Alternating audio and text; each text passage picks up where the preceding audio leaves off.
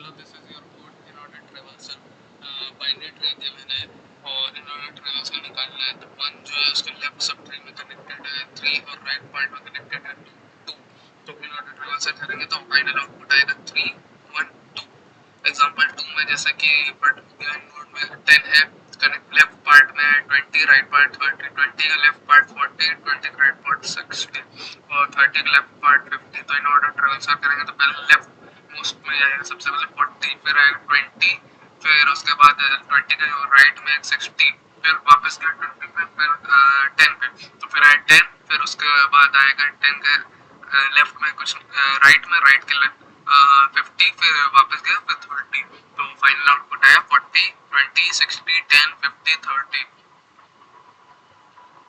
क्या करना है, एक स्टैक कंसिडर कर लेना है, स्टैक और वेक्टर ले लेना है, वेक्टर इंट वी नाम से, और स्टैक ले लेना है नोड, स्टैक नोड,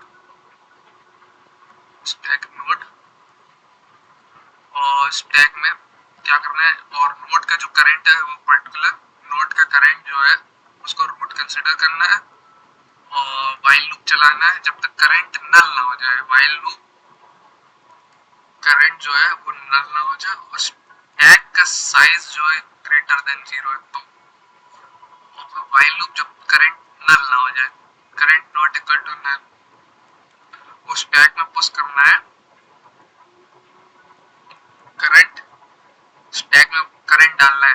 तो और क्या करना है, करंट को फिर लेफ्ट इटरेट कर देना है, करंट इक्वल करंट लेफ्ट, और फिर जब व्हाइल करंट जो है नल हो जाएगा तो व्हाइल से बाहर आ जाएगा, करंट में क्या करेगा, स्टैक का टॉप ले लेगा, स्टैक का टॉप स्टैक में से पॉप कर देगा और वी में से पुश बैक कर देगा करंट का डाटा,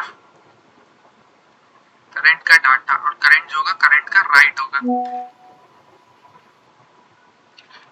करंट का राइट, और रिटर्न कर देगा भी। जैसे कि ये है 1, अभी current not equal to stack size, तो क्या करेगा, स्टैक में पुश करेगा 1, फिर आएगा स्टैक में 3, फिर क्या हुआ, अब नल है 3 के लेफ्ट में और राइट नल है, current not current equal to null हो रहा है, लेफ्ट मोस्ट पार्ट है सबको स्टैक में पुश कर दिया। अब व्हाइल लूप से बाहर आ गए तो करंट का टॉप अभी जो है 3, इसको वेक्टर में पुश करेंगे, 3 को अभी वेक्टर में डालना 3। अब स्टैक के टॉप में से स्टैक टॉप में से स्टेज को पॉप कर देंगे, फिर अब 1 बचा, ये तो वेक्टर में आ गया, अब 1 को वेक्टर में डाला, अब क्या हुआ 1, अब ये 1 है, अब 1 के क्या होगा, वेक्टर डालने के बाद 1 के करंट जो है करंट के राइट में जाएगा, करंट राइट में गया 2, अब 2 को स्टैक में डालेंगे और 2 को स्टैक में डालने के बाद स्टैक के टॉप में से पॉप करा लेंगे। तो जो फाइनल आउटपुट होगा वो रिटर्न जो होगा वी कर देगा, वो वी होगा 3, 1, 2।